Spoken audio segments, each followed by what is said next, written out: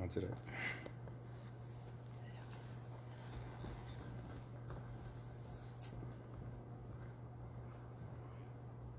On vient de m'avertir qu'il y a un problème technique. Je m'excuse auprès de vous. On va recommencer. Prions le Seigneur. Seigneur notre Dieu, par la passion du Christ, tu as détruit la mort héritée du premier péché, la mort qui tenait l'humanité sous sa loi. Accorde-nous d'être semblables à ton Fils. Du fait de notre nature, nous avons dû connaître la condition du premier homme qui vient de la terre. Sanctifie-nous par ta grâce pour que nous connaissions désormais la condition de l'homme nouveau qui appartient au ciel par Jésus le Christ, notre Seigneur.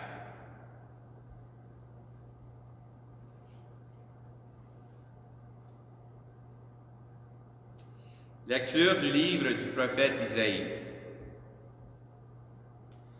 Mon serviteur essaiera, dit le Seigneur. Il montera, il s'élèvera, et il sera exalté. La multitude avait été consternée en le voyant, car il était si défiguré qu'il ne ressemblait plus à un homme. Il n'avait plus l'apparence d'un fils d'homme. Il étonnera de même une multitude de nations. Devant lui, les rois resteront bouche bée, car ils verront ce que j'avais. On ne leur avait dit, ils découvriront ce dont ils n'avaient jamais entendu parler. Qui aurait cru ce que nous avons entendu? Le bras puissant du Seigneur, à qui s'est-il révélé? Devant lui, le serviteur a poussé comme une plante chétive, une racine dans une terre aride.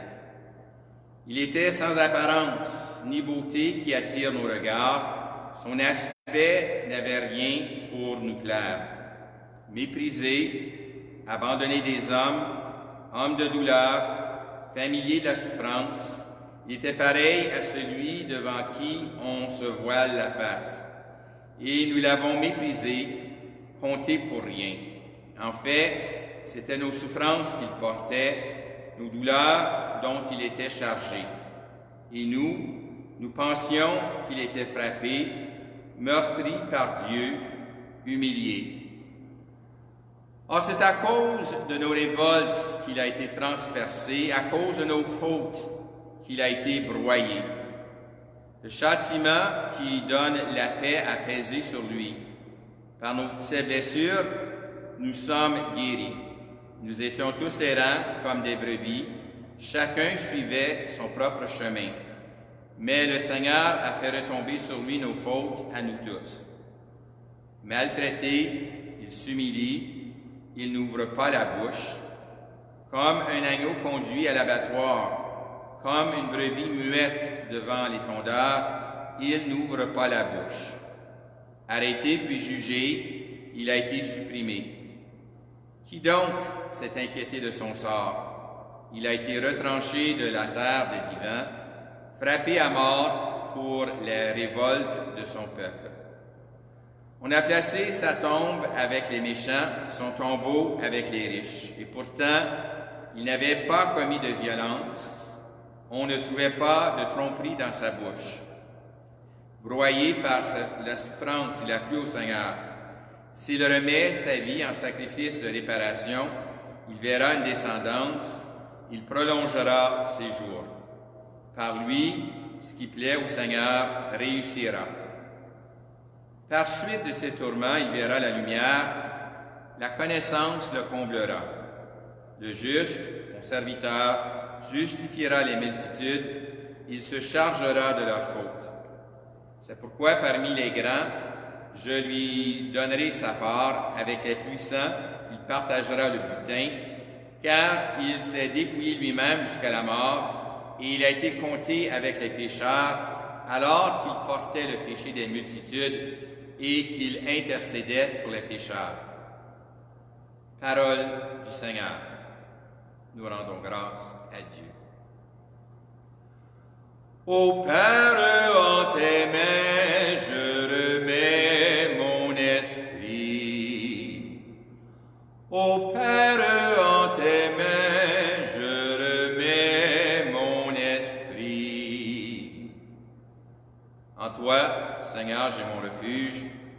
Garde-moi d'être humilié pour toujours. En tes mains, je remets mon esprit. Tu me rachètes, Seigneur, Dieu de vérité. Ô Père, en tes mains, je remets mon esprit. Je suis la risée de mes adversaires et même de mes voisins. Je fais peur à mes amis. S'ils me voient dans la rue, ils me fuient. Ô Père, en tes mains, je remets mon esprit. On m'ignore comme un mort oublié, comme une chose qu'on jette. J'entends les calomnies de la foule, ils s'accordent pour m'ôter la vie. Ô Père, en tes mains, je remets mon esprit. Moi, je suis sûr de toi, Seigneur. Je dis, tu es mon Dieu. Mes jours sont dans ta main. Délivre-moi des mains hostiles qui s'acharnent. Ô Père, en tes mains, je remets mon esprit. Sur ton serviteur, que s'illumine ta face. Sauve-moi par ton amour. Soyez forts, prenez courage, vous tous qui espérez le Seigneur. Ô Père, en tes mains, je remets mon esprit. Lecture de la lettre aux Hébreux. Frères, en Jésus, le Fils de Dieu, nous avons le grand prêtre par excellence, celui qui a traversé les cieux. Tenons donc ferme l'affirmation de notre foi. En effet, nous n'avons pas un grand prêtre incapable de compatir à nos faiblesses, mais un grand prêtre éprouvé en toutes choses, à notre ressemblance, excepté le péché. Avançons-nous donc avec assurance vers le trône de la grâce pour obtenir miséricorde et recevoir en temps voulu la grâce de son secours. Le Christ, pendant les jours de sa vie dans la chair, offrit avec un grand cri et dans les larmes des prières et des supplications à Dieu qui pouvait le sauver de la mort. Et il fut exaucé en raison de son grand respect. Bien qu'il soit le Fils, il a appris par ses souffrances obéissance et conduit à sa perfection, il est devenu, pour tous ceux qui lui obéissent, la cause du salut éternel. Parole du Seigneur.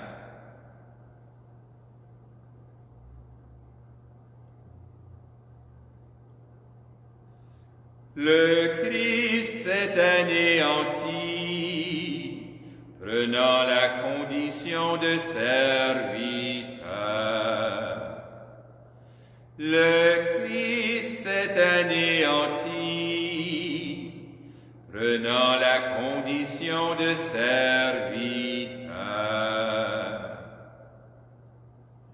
Pour nous, le Christ est devenu obéissant jusqu'à la mort, et la mort de la croix.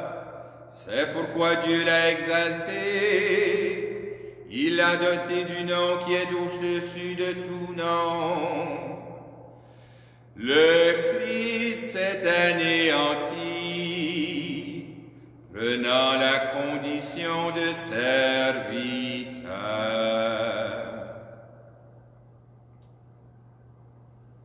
L'Évangile ne sera pas dialogué. Toutefois, je vous invite à vous unir de tout cœur à la passion de notre Seigneur Jésus-Christ, selon saint Jean.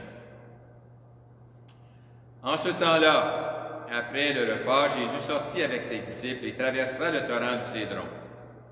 Il y avait là un jardin dans lequel il entra avec ses disciples.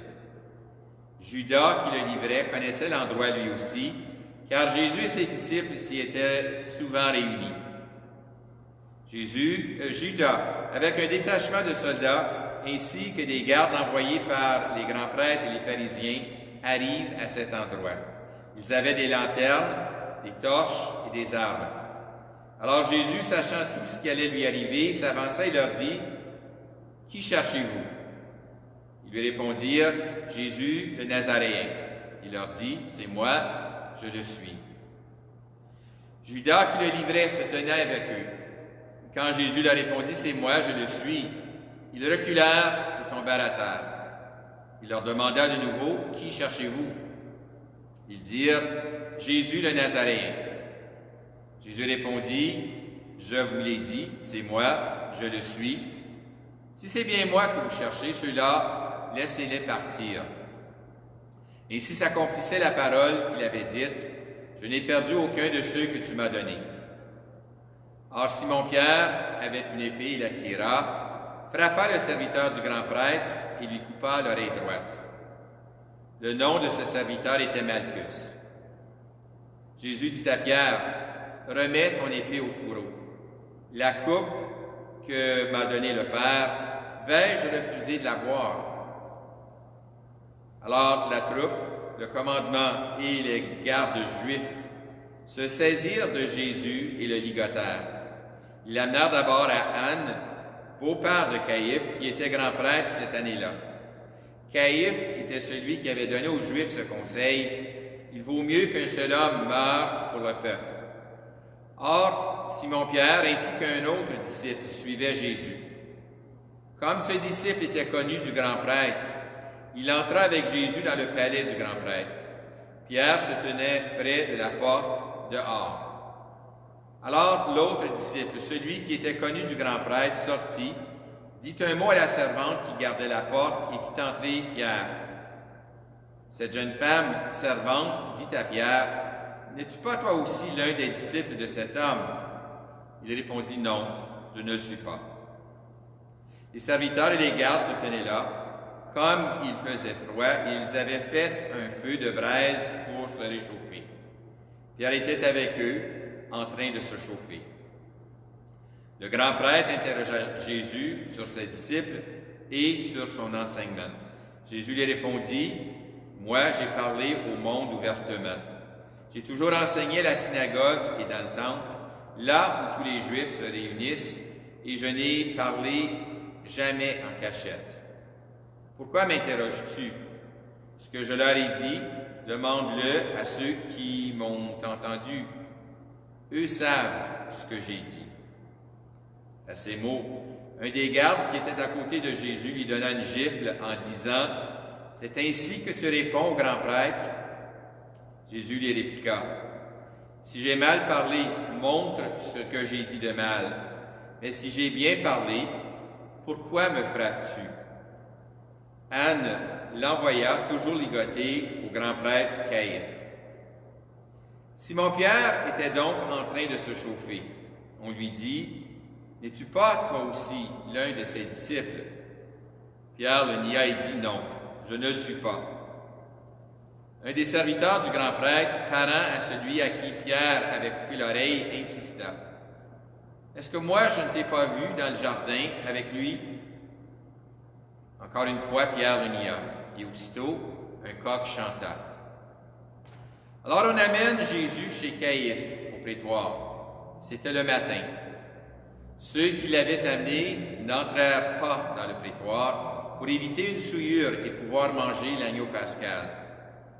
Pilate sortit donc à leur rencontre et demanda, « Quelle accusation portez-vous contre cet homme? » Ils lui répondirent, « S'il n'était pas un malfaiteur, nous ne t'aurions pas livré cet homme. » Pilate leur dit, « Prenez-le vous-même et jugez-le suivant votre loi. » Les Juifs lui dirent, « Nous n'avons pas le droit de mettre quelqu'un à mort. » Ainsi s'accomplissait la parole que Jésus avait dite pour signifier de quel genre de mort il allait mourir. Alors Pilate rentra dans le prétoire. Il appela Jésus et lui dit, « Es-tu le roi des Juifs? » Jésus lui demanda, « Dis-tu cela de toi-même, ou bien d'autres te l'ont-ils dit à mon sujet? » Pilate répondit, « Est-ce que je suis juif, moi? Ta nation et les grands prêtres t'ont livré à moi. Qu'as-tu donc fait? » Jésus déclara, « Ma royauté n'est pas de ce monde. Si ma royauté était de ce monde, j'aurais des gardes qui se seraient battus pour que je ne sois pas livré aux Juifs. En fait, ma royauté n'est pas d'ici. » Pilate lui dit, « Alors, tu es roi. » Jésus répondit, « C'est toi-même qui dis que je suis roi. Moi, je suis né, je suis venu dans le monde pour ceci, rendre témoignage à la vérité. Quiconque appartient à la vérité écoute ma voix. » Pilate lui dit, « Qu'est-ce que la vérité? » Ayant dit cela, il sortit de nouveau à la rencontre des Juifs et leur déclara, « Moi, je ne trouve en rien aucun motif de condamnation. Mais chez vous, c'est la coutume que je vous relâche quelqu'un pour la Pâque.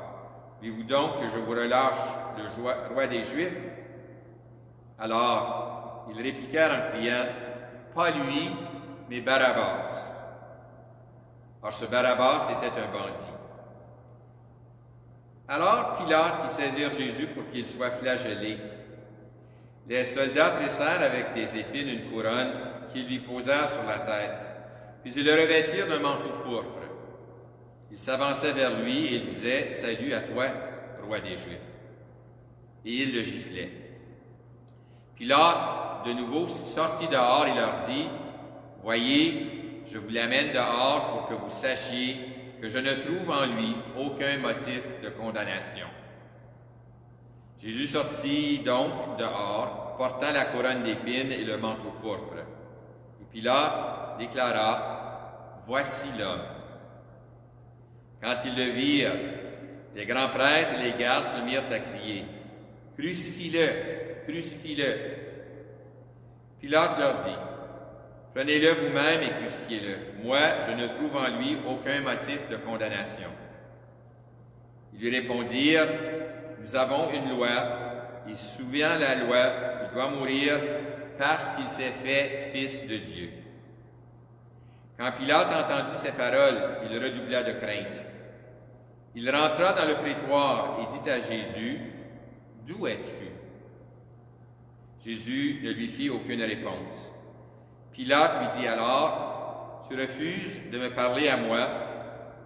Ne sais-tu pas que j'ai pouvoir de te relâcher et pouvoir de te crucifier? » Jésus répondit, « Tu n'aurais aucun pouvoir sur moi si tu ne l'avais pas reçu d'en haut.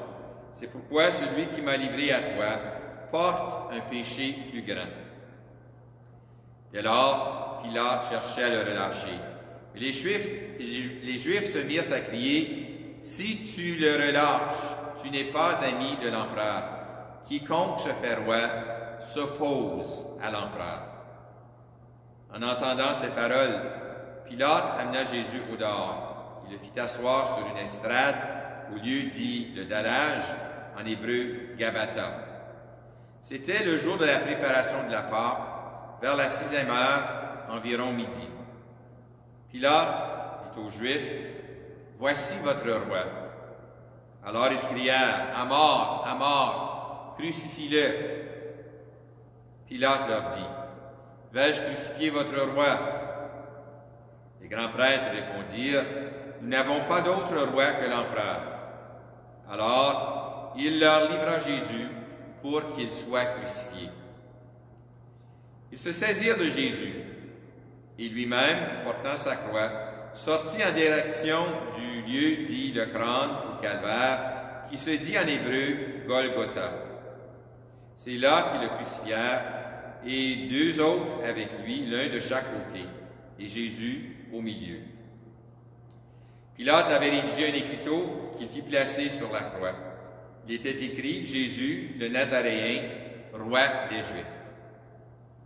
Beaucoup de Juifs lurent cet écriteau parce que l'endroit où l'on avait crucifié Jésus était proche de la ville et que c'était écrit en hébreu, en latin et en grec. Alors, les grands prêtres des Juifs dirent à Pilate, « N'écris pas roi des Juifs, mais cet homme a dit, je suis le roi des Juifs. » Pilate répondit, « Ce que j'ai écrit, je l'ai écrit. » Quand les soldats eurent crucifié Jésus, ils prirent ses habits, ils en firent 4 parts, une pour chaque soldat. Ils prirent aussi la tunique. C'était une tunique sans couture, tissée d'une pièce de haut en bas. Alors ils se dirent entre eux, ne la déchirons pas, désignons par le sort celui qui l'aura. Aussi s'accomplissait la parole de l'Écriture, ils se sont partagés mes habits, ils ont tiré au sort mon vêtement. C'est bien ce que firent les soldats. Or, près de la croix se tenait sa mère et la sœur de sa mère, Marie, femme de Cléophas, et Marie-Madeleine. Jésus, voyant sa mère et près d'elle le disciple qu'il aimait, dit à sa mère, « Femme, voici ton fils. » Puis il dit à sa mère, « Voici ta mère. » Et à partir de cette heure-là, le disciple l'a pris chez lui. Après cela, sachant que tout désormais était achevé, pour que l'Écriture s'accomplisse jusqu'au bout, Jésus dit, « J'ai soif. » Il avait là un récipient plein d'une boisson vinaigrée. On fixa donc une éponge remplie de ce vinaigre à une branche d'hysope, et on l'approcha de sa bouche. Quand il eut pris le vinaigre, Jésus dit, « Tout est accompli. » Puis, inclinant la tête, il remit l'esprit.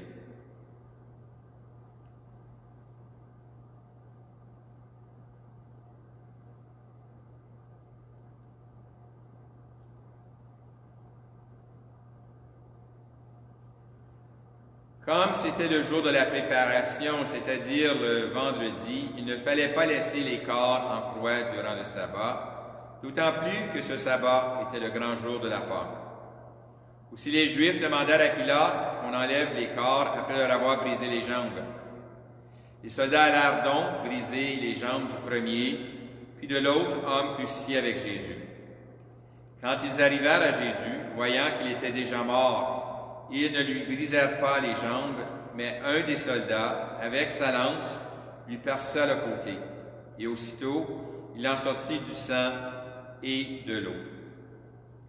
Celui qui a vu rend témoignage, et son témoignage est véridique. Et celui-là sait qu'il dit vrai, afin que vous aussi, vous croyiez. Cela, en effet, arrivait pour que s'accomplisse l'Écriture, aucun de mes os ne sera brisé. Un autre passage de l'Écriture dit encore, ils levèrent les yeux vers celui qu'ils ont transpercé. Après cela, Joseph d'Arimathie, qui était disciple de Jésus, mais en secret, par crainte des Juifs, demanda à Pilate de pouvoir enlever le corps de Jésus. Et Pilate le permit. Joseph vint donc enlever le corps de Jésus. Nicodème, celui qui au début était venu trouver Jésus pendant la nuit, vint lui aussi. Il apportait un mélange de myrrhe et d'aloès pesant environ 100 livres. Ils prirent donc le corps de Jésus, ils lièrent de linge son corps en employant les aromates selon la coutume juive d'ensevelir les morts. À l'endroit où Jésus avait été crucifié, il y avait un jardin, et dans ce jardin, un tombeau neuf, dans lequel on n'avait encore déposé personne. À cause de la préparation de la Pâque juive, et comme ce tombeau était proche, c'est là qu'ils déposèrent Jésus. Acclamons la parole de Dieu. Louange à toi, Seigneur Jésus. Encore une fois, je tiens à m'excuser de ce contretemps qu'on a eu. Je tiens à remercier la personne qui est venue m'avertir.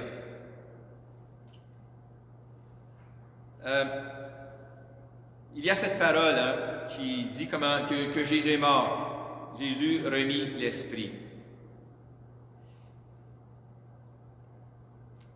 En tenant compte que, et nous avons entendu ça il y a quelques semaines, à l'Annonciation, que c'est par l'Esprit que le Fils a pris corps en Marie et s'est manifesté dans la personne de Jésus de Nazareth. Mais il restait Dieu. Il est Dieu toujours. Homme, il est Dieu. Et il rend l'Esprit. On peut comprendre, il est mort, mais on peut comprendre aussi l'Esprit qui l'a animé, l'Esprit Saint, durant toute sa vie. J'ai laissé le pichet d'eau derrière moi par exprès, parce que, si vous vous souvenez, hier, j'avais dit que nous avons à prendre ce pichet pour laver les autres, être au service des autres. Et j'ai nommé différents services qui nous permettent de le faire. Si Jésus rend l'Esprit, c'est pour nous le remettre. Il ne le garde pas pour lui tout seul. Il est venu pour que nous vivions de cet Esprit, pour que, pour reprendre les paroles d'hier, prenons ce pichet de service, pour rendre service aux autres, grâce, inspiré par l'Esprit que lui-même, Jésus, nous a donné. Toute sa vie à Jésus a été service. Toute sa vie. Même sa mort. Dans la mort, Jésus donne tout. Donne l'Esprit, son Esprit à lui, qui est aussi l'Esprit du Père, afin que, grâce à cet Esprit, nous puissions aller de l'avant, nous autres. Nous qui y sommes baptisés, la mort de Jésus nous attriste, oui, c'est certain. Et pensez que, encore aujourd'hui, nous-mêmes, chacun de nous, nous contribuons à cette mort. Pécheurs que nous sommes, nous empêchons Jésus de vivre pleinement en nous. Toutefois, il nous donne son Esprit pour que nous puissions nous dépasser. La mort de Jésus, c'est la fin du périple terrestre, ici sur terre, mais, et c'est ce que nous allons célébrer dans les jours à venir. Ce n'est pas fini. Il nous confie l'Esprit. Il nous confie l'Esprit. Sa mort, donc, est don. Est don. Quand on dit Jésus est mort pour nous libérer du péché, c'est parce qu'il nous donne son Esprit. Recevons cet Esprit. Sa mort, à lui, nous fait vivre. Vivons. Vivons animés par l'Esprit que Jésus nous donne.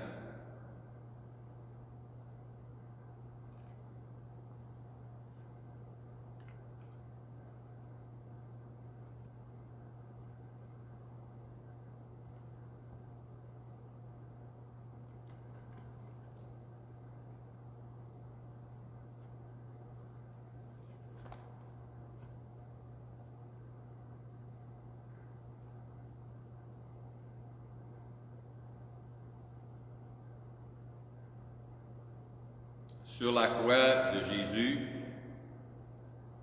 les bras sont largement ouverts, comme s'il embrassait l'univers entier. Son côté est transpercé, comme s'il accueillait en lui les prières et les cris du monde. Près de la croix de son Seigneur, l'Église intercède aujourd'hui en faveur de l'humanité. Vous allez voir qu'à la demande du pape, cette année, nous avons ajouté une intention dans ce temps où tellement de personnes souffrent de pandémie. Prions, sœurs et frères bien-aimés, pour la Sainte Église de Dieu, que le Dieu Tout-Puissant lui donne la paix et l'unité, qu'il la protège dans tout l'univers et qu'il nous accorde une vie calme et paisible pour que nous rendions grâce à Dieu.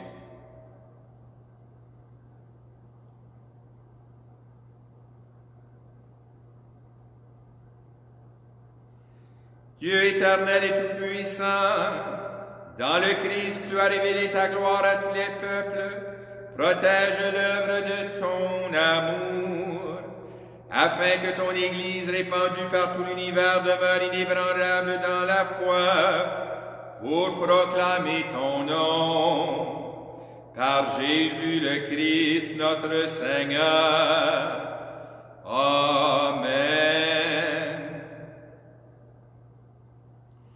Prions pour notre Saint-Père, le Pape François, élevé par Dieu notre Seigneur à l'ordre épiscopal, qu'il garde sain et sauf à son Église, ce pasteur pour gouverner le peuple de Dieu.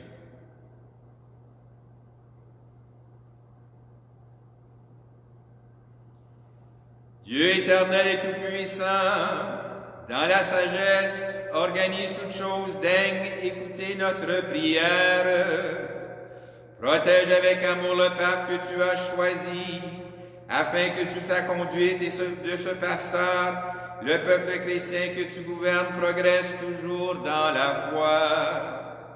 Par Jésus le Christ, notre Seigneur. Amen. Prions pour notre évêque Marcel, pour tous les évêques, les prêtres, les diacres, tous ceux qui remplissent les ministères dans l'Église et pour l'ensemble du peuple des croyants.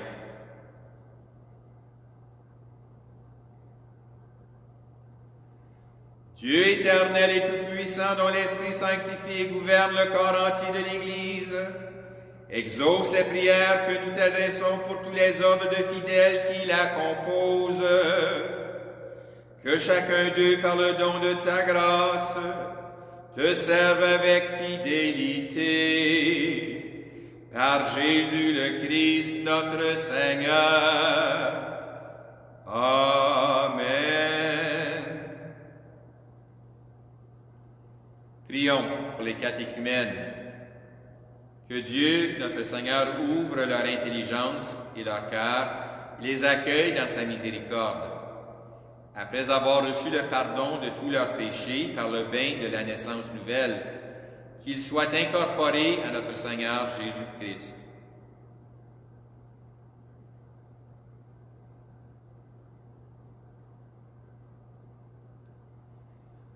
Dieu éternel et tout-puissant, toi qui assures toujours la fécondité de ton Église, augmente à nos catéchumènes l'intelligence et la foi, qu'ils renaissent à la source du baptême et prennent place parmi tes enfants d'adoption.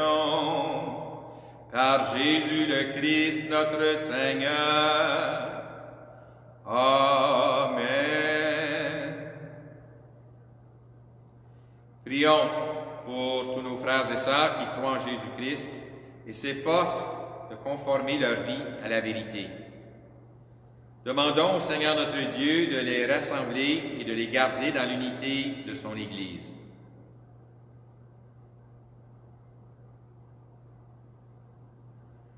Dieu éternel et tout-puissant, toi qui rassembles ce qui est dispersé et qui fais l'unité de ce que tu rassembles, regarde avec amour l'Église de ton Fils.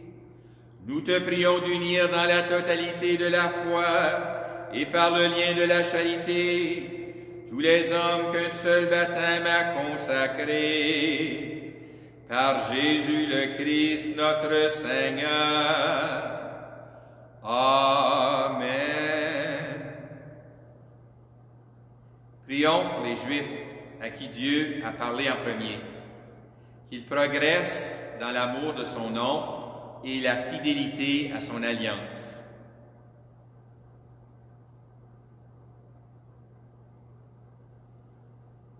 Dieu éternel et tout-puissant, toi qui as choisi Abraham et sa descendance pour en faire les fils de ta promesse, conduis à la plénitude de la rédemption les premiers peuples de l'Alliance comme ton Église t'en supplie. Par Jésus le Christ, notre Seigneur. Amen. Prions pour ceux qui ne croient pas en Jésus-Christ. Demandons qu'à la lumière de l'Esprit Saint, ils soient capables, eux aussi, de s'engager pleinement sur le chemin du salut. Dieu éternel et tout-puissant, Donne à ceux qui ne croient pas au Christ d'aller sous ton regard avec un cœur sincère, afin de parvenir à la connaissance de la vérité. Et donne-nous de mieux nous aimer les uns les autres et d'ouvrir davantage notre vie à la tienne pour être dans le monde de meilleurs témoins de ton amour. Par Jésus, ton Fils, notre Seigneur. Amen. Prions pour ceux qui ne connaissent pas Dieu. Demandons qu'en obéissant à leur conscience, ils parviennent à le reconnaître.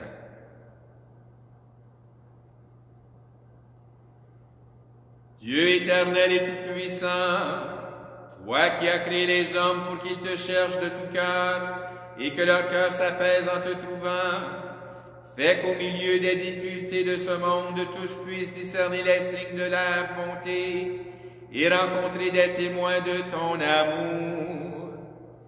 Qu'ils aient le bonheur de te reconnaître, toi, le seul vrai Dieu et Père de tous les hommes, par Jésus le Christ, notre Seigneur. Amen. Prions pour les chefs d'État et tous les responsables des affaires publiques. Que le Seigneur notre Dieu dirige leur esprit et leur cœur selon sa volonté pour la paix et la liberté de tous. Dieu éternel et tout-puissant, toi qui tiens en ta main le cœur des hommes et garantis les droits des peuples, viens en aide à tous ceux qui exercent le pouvoir. Que partout sur la terre s'affermisse avec ta grâce la sécurité et la paix, la prospérité des nations et la liberté religieuse. Par Jésus, ton Fils, notre Seigneur. Amen. Prions pour tous ceux qui souffrent des conséquences de la pandémie actuelle. Que Dieu, notre Père, accorde la santé aux malades, la force au personnel soignant, le réconfort aux familles et le salut à toutes les personnes qui ont trouvé la mort.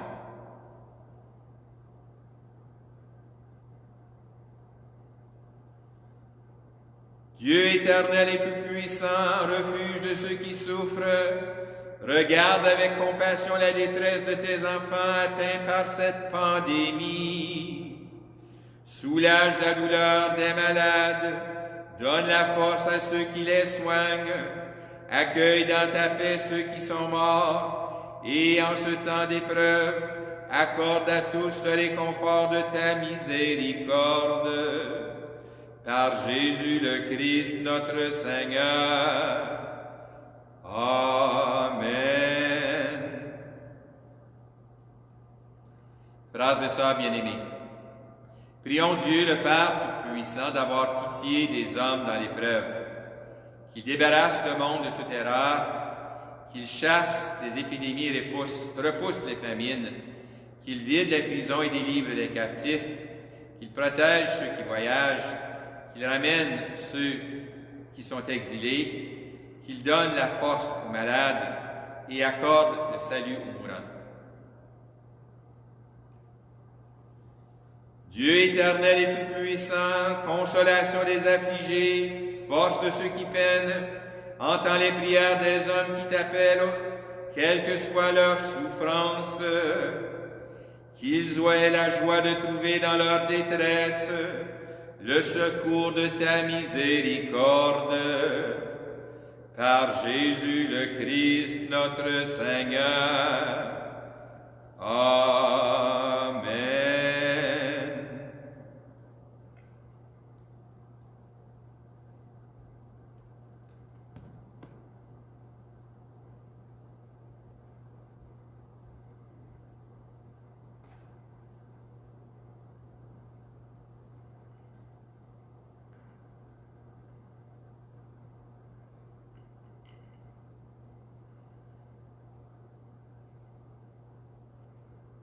Voici le bois de la croix qui a porté le salut du monde. Venez, adorons.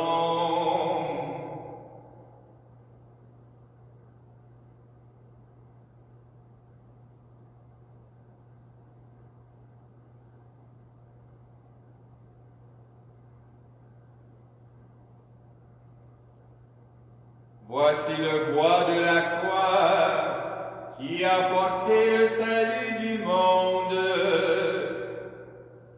Venez, adorons.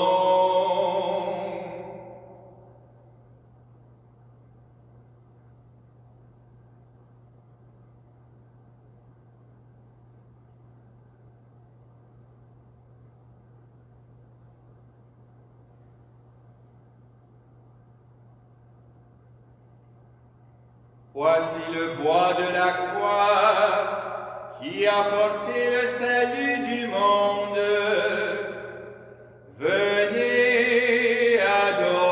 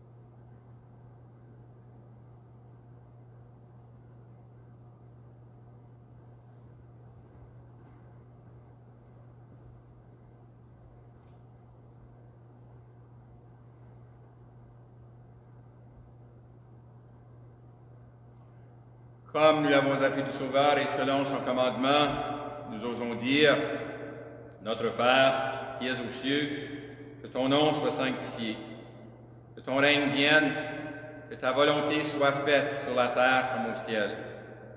Donne-nous aujourd'hui notre pain de ce jour. Pardonne-nous nos offenses, comme nous pardonnons aussi à ceux qui nous ont offensés, et ne nous laisse pas tomber en tentation, mais délivre-nous du mal. Délivre-nous de tout mal, Seigneur, et donne la paix à notre temps. Par ta miséricorde, libère-nous du péché. Rassure-nous devant les épreuves en cette vie où nous espérons le bonheur que tu promets et l'avènement de Jésus-Christ, notre Sauveur. Car c'est à toi qu'appartiennent le règne, la puissance et la gloire pour les siècles des siècles.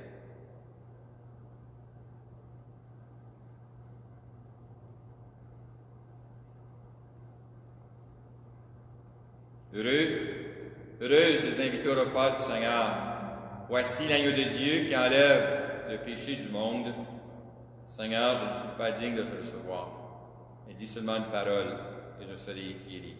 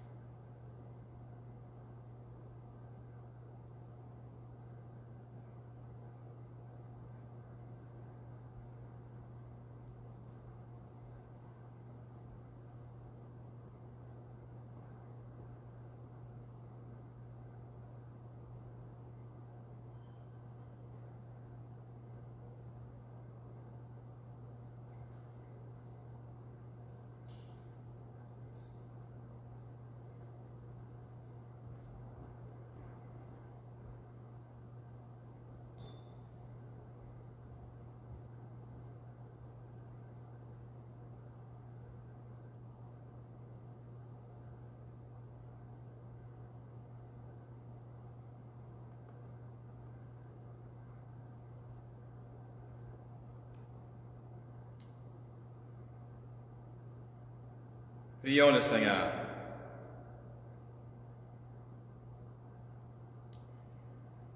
Dieu de puissance et de miséricorde, toi qui nous as renouvelés par la mort et la résurrection de ton Christ, entretiens en nous l'œuvre de ton amour, que notre communion à ce mystère consacre notre vie à ton service, par Jésus le Christ, notre Seigneur. Amen. Que ta bénédiction, Seigneur, descende en abondance sur ton peuple qui a célébré la mort de ton Fils, dans l'espérance de sa propre résurrection.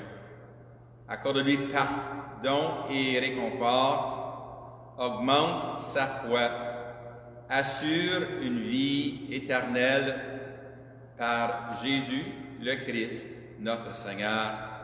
Amen. Je vous remercie encore une fois de vous être joints à moi. Je regrette le retard. Problème de technologie, mais enfin, demain, ça ne devrait pas se reproduire. Je vous rappelle que demain soir, à 7 heures, il y aura la vigile pascale. I'm sorry for the inconvenience of starting late. There was a technical problem. Hope that it's resolved by tomorrow.